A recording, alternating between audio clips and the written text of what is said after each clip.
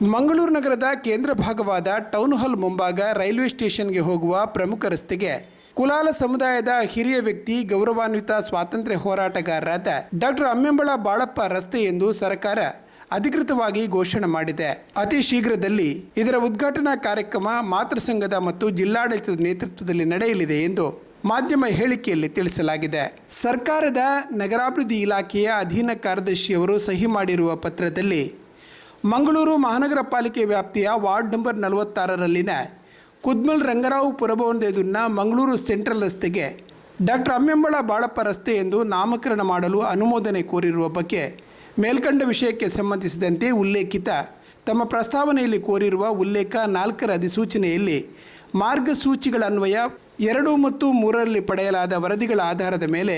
ಮಂಗಳೂರು ಮಹಾನಗರ ಪಾಲಿಕೆ ವ್ಯಾಪ್ತಿಯ ವಾರ್ಡ್ ನಂಬರ್ 46ರಲ್ಲಿನ ಕುದ್ಮಲ್ ರಂಗರಾವ್ ಪುರಭವನದ ಎದುರಿನ ಮಂಗಳೂರು ಸೆಂಟ್ರಲ್ ರೈಲ್ವೆ ನಿಲ್ದಾಣಕ್ಕೆ ಹೋಗುವ ರಸ್ತೆಯನ್ನು ಡಾಕ್ಟರ್ ಅಮ್ಮೆಂಬಳ ಬಾಳಪ್ಪ ರಸ್ತೆ ಎಂದು ನಾಮಕರಣ ಮಾಡಲು ಕರ್ನಾಟಕ ಮಹಾನಗರ ಪಾಲಿಕೆಗಳ ಅಧಿನಿಯಮ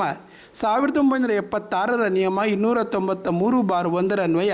ಸರ್ಕಾರದ ಅನುಮೋದನೆ ನೀಡಿದೆ ಎಂದು ಕಾರ್ಯದರ್ಶಿಯವರ ಪತ್ರ ತಿಳಿಸಿದೆ.